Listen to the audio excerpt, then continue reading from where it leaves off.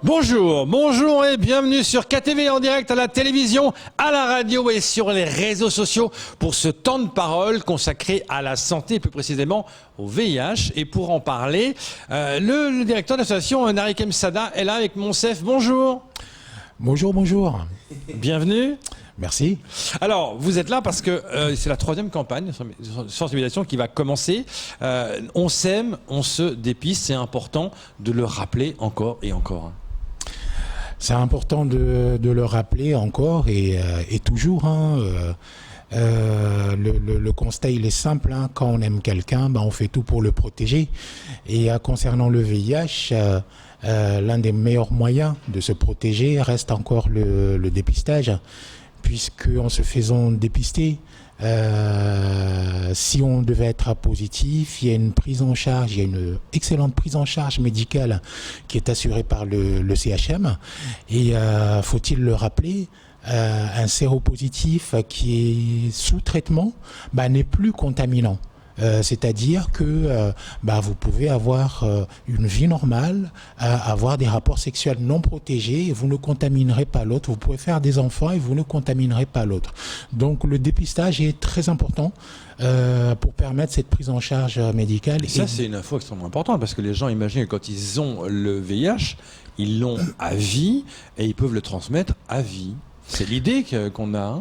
Alors, le VIH, lorsqu'on l'a, on l'a à vie, effectivement, jusqu'à ce qu'on trouve un vaccin. Ouais. Mais en revanche, aujourd'hui, avec la trithérapie, il n'y a plus de contamination. Une personne vivant avec le VIH sous traitement n'est plus contaminant. Par contre, vous avez parlé de vaccination, vous me lancez la perche. Il y a eu beaucoup de polémiques par rapport à ça, par rapport aux vaccins trouvés pour la Covid-19. On a dit voilà, en un an quasiment, on a trouvé un vaccin pour la Covid-19. Ça fait 30 ans, en tout cas, qu'on parle du sida. Les années 80, on en commençait à en parler. Toujours pas de vaccin. Oui, c'est vrai, mais on peut aussi voir les choses sous un autre angle. Peut-être que les recherches qui ont été faites sur le VIH et pour chercher un vaccin toutes ces années-là ont permis, cette masse de connaissances a permis d'accélérer la synthétisation d'un vaccin pour le coronavirus aujourd'hui, je ne sais pas. Ouais, alors certains disent que ça change beaucoup, mais c'est vrai que c'est important d'avoir cette précision-là, donc ça a aidé quelque part pour aller plus vite du côté du Covid-19. Camar. Oui, moi j'aimerais revenir sur bien évidemment la campagne même, on s'aime, on se dépiste.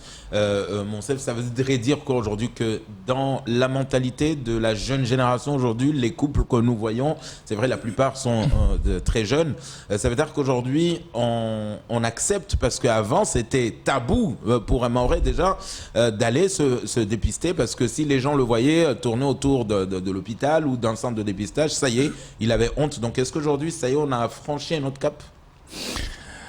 Nous avons envie de le croire. Je le disais dans l'un de vos sujets hier. Ce que nous remarquons, c'est que les mentalités changent. Les lignes commencent à bouger.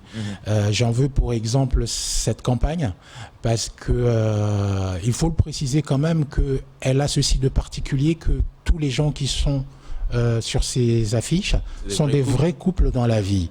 Donc, et là je parle sous le contrôle de Camar, il y a quelques années, pas si longtemps que ça, c'était inimaginable, impensable de trouver des gens qui acceptent d'associer leur image au mot VIH.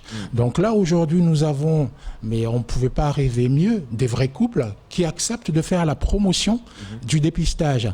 C'est une manière pour nous, comme pour la ville de Mamoudzou qui finance cette campagne, il faut le rappeler, ça fait 3 ans maintenant, d'inviter ce sujet ce sujet qui est tabou, au sein de la famille. Déjà, entre le couple, mais aussi que ce couple-là, du coup, pourra tenir le bon discours à leurs enfants. Alors, justement, quand on entend un peu des fois la directrice de l'ARS, Dominique Vonnet, qui nous dit que peut-être que les messages par rapport au Covid, notamment, ont du mal des fois à passer en français. Est-ce que là aussi, il y a un travail qui est fait? On se rappelle du dispositif, le triple 90, comme vous l'appeliez à l'époque. Est-ce que là aussi, dans le dispositif, on pourrait rajouter plus de messages en kibuchi ou en shimaoré? C'est indéniable, c'est inimaginable de penser le contraire. Tout ce qui est à caractère public, nous devons utiliser les canaux, les langues usitées par le public, les cibles que les gens visent, tout simplement. Mais l'avantage peut-être que nous avons avec le coronavirus, si on peut parler davantage, c'est que nous, ça fait un moment que nous sommes dedans, que nous essayons de trouver comment parler de ces choses-là à la population. Le Covid, il est tombé sur le coin de la table l'année dernière, sans crier gare, même pas un Audi, mal élevé qu'il est. Et voilà, les gens ont essayé de faire comme ils ont pu. Et voilà, donc je pense que... Ouais. Est-ce que ça a freiné le dépistage justement du VIH, le fait que la Covid est arrivée et a un peu écrasé tout le reste de l'information? Oui, clairement oui. Même si on a été très surpris lors du premier confinement qu'il y ait eu de la demande pour le dépistage rapide. Du coup, l'année dernière, on était confinés comme tout le monde, mais en accord avec l'ARS, on avait mis un protocole en place qui avait permis qu'on a repris assez rapidement l'activité du dépistage. Et oui, l'année dernière, il y a eu des gens qui se sont venus se faire dépister pendant le confinement. Bien sûr. Voilà. Mais oui, c'est vrai que le fait que on entende parler que du corona parce que c'est l'actualité, voilà, ça a mis au second plan pas mal d'autres choses. Le VIH et bien d'autres choses, mais c'est ainsi. Pour autant, les différents acteurs que nous sommes sur le territoire, chacun, que ça soit sur le terrain ou nous continuons à faire ce que nous faisons quotidiennement. Justement, parlant de terrain, vous aviez dit la dernière fois sur ce plateau que vous alliez souvent vers les prostituées pour leur expliquer que voilà, il faut agir différemment parce qu'on le sait, il y a des rapports non protégés qui sont faits, donc du coup forcément c'est un peu comme si on jouait à la roulette russe, et vous aviez du mal à faire comprendre, à faire passer ce message qu'il ne faut surtout pas accepter de faire ces rapports non protégés, quand bien même ils sont proposés par le client lui-même. C'est compliqué. Est-ce que ce message-là commence à être passé, à être perçu, ou c'est toujours compliqué de le faire passer ? C'est là que cette campagne est importante, parce que le problème n'est pas tant les travailleurs du sexe, ce sont les clients. Les travailleurs du sexe, si un client veut utiliser un préservatif, il l'utilise. C'est pas eux le souci. Le souci, c'est bien les clients. C'est eux qui sont prêts à payer cher pour avoir un rapport non protégé. Mais parmi ces clients, nous retrouvons pas mal de gens qui sont en couple. Oui. Et c'est là où ce slogan, il a tout son sens. On se dépiste parce qu'on s'aime, pour se protéger. C'est ainsi. C'est une fois qu'on aura sensibilisé tout le monde, c'est pas la prostituée ou le prostitué, le travailleur du sexe comme on dit, le souci aujourd'hui. Ce sont les clients. À partir du moment où le message il est partagé par tout le monde, c'est pour faire un parallèle avec le Covid, c'est la même chose. Si je me masque, que vous vous masquez, tout va bien, on est protégés tous les deux. S'il n'y a que moi qui me masque, vous êtes protégés, mais moi, je ne suis pas protégé. Mais c'est vrai qu'il y a ce sentiment de dire ça n'arrive qu'aux autres, ça n'arrive pas à moi, un peu comme la Covid. C'est bon, le VIH, c'est pas pour moi, quoi. Moi, je risque rien. Et c'est là où il y a le danger. C'est là où il y a le danger. Tout à fait. Nous, avant le confinement, avant le dernier confinement, là, on avait repris nos activités dans les sensibilisations que nous faisons. Nous faisons beaucoup le parallèle avec le Covid. Ça permet aux gens de mieux comprendre l'histoire du préservatif. Tous ceux qui étaient réfractaires au préservatif, je dis mais oui, mais là vous êtes en train de porter un masque. Pourquoi ?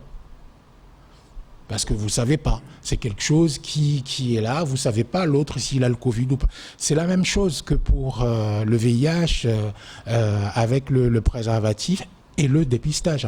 Allez se faire dépister parce qu'on ne sait pas. Aujourd'hui, vous voyez la queue, les fils qu'il y a devant les lieux de dépistage du Covid. C'est le même mécanisme que les gens doivent comprendre, intégrer. Mais peut-être qu'il n'y a pas le côté, je ne vais pas dire honte, mais le côté intime.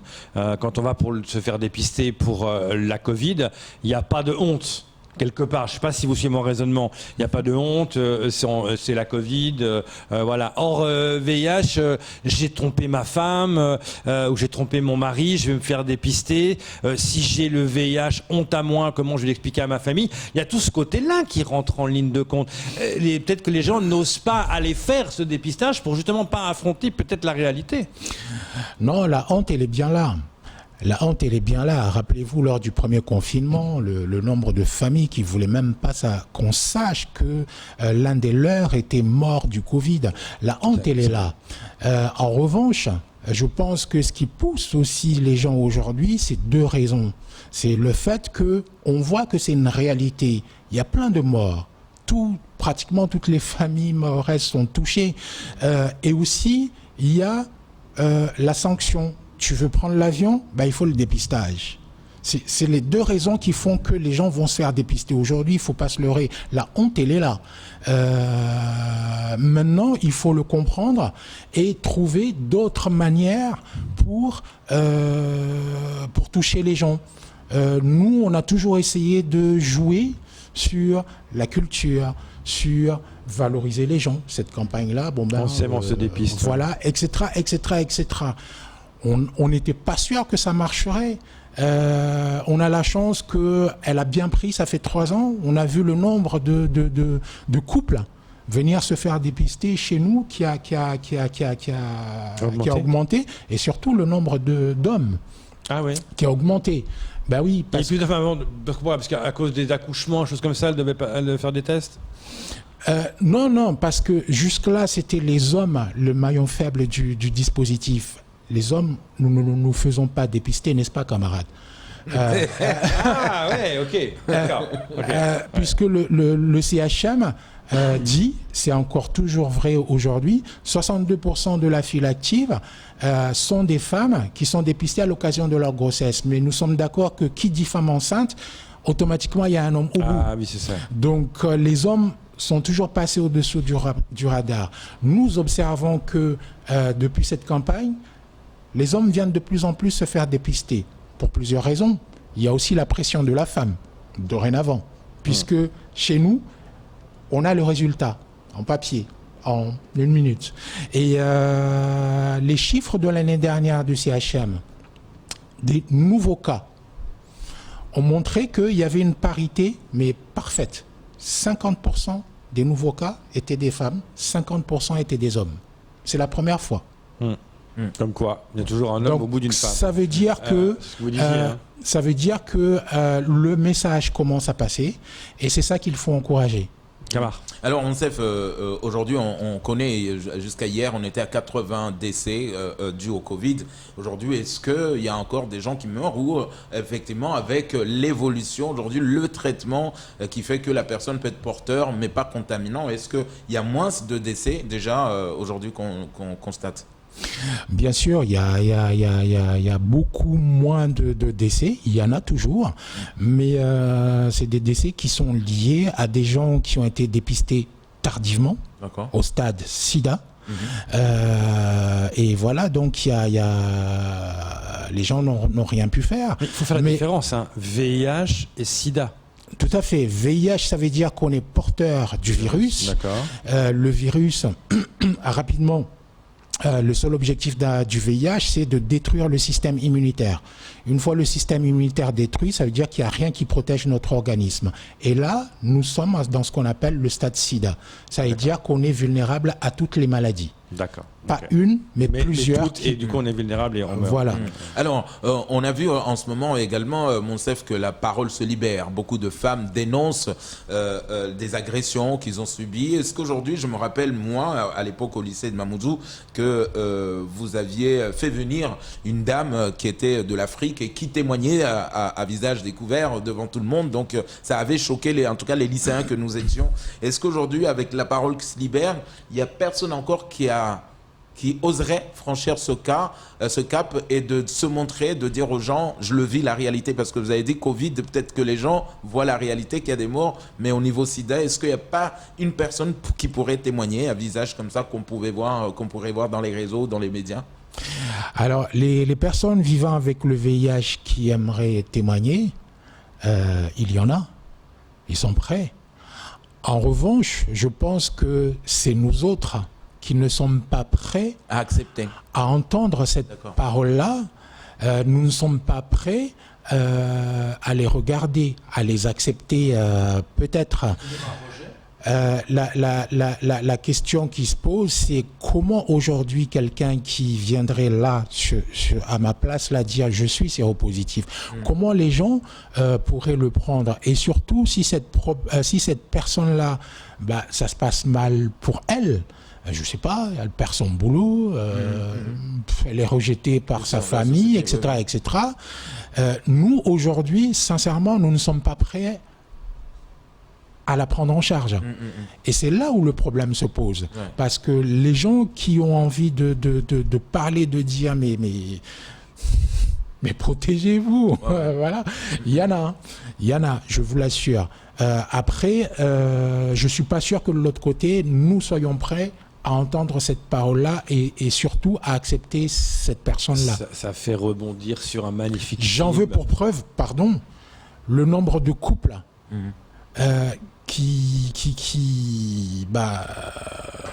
une femme dépistée séropositive à qui on demande d'aller dire au père de son futur bébé de venir.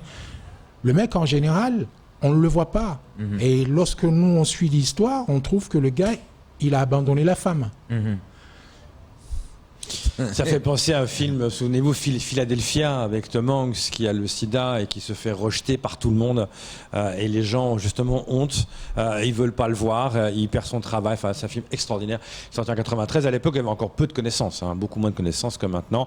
Donc le message est clair, Monsef, c'est on s'aime, on se dépiste pour mieux se protéger du VIH. Comment on peut faire là, si aujourd'hui quelqu'un nous entend et veut aller se faire dépister, comment il fait? 3 possibilités. Le labo privé, le Cégide au dispensaire Jacaranda, Narikem Sada. Et le résultat est instantané? À Narikem Sada, le résultat est instantané. Au labo privé comme au Cégide, le résultat prend un peu plus de temps. Et c'est gratuit, c'est payant? C'est gratuit, c'est anonyme au Cégide et à Narikem Sada. Au labo privé, si vous n'êtes pas affilié social, c'est payant. Si vous êtes affilié social, c'est remboursé par la Sécu. Le message est clair, il est passé. Merci beaucoup d'être venu ce matin. Aimons-nous vivants. À Mayotte, nous on s'aime. Et en plus, nous sommes très beaux sur les affiches. Franchement, les Mahorais sont beaux. Ah non, ils sont magnifiques ces affiches. Elles sont très très belles. C'est tout pour ce temps de parole. Tout de suite, la suite de nos programmes.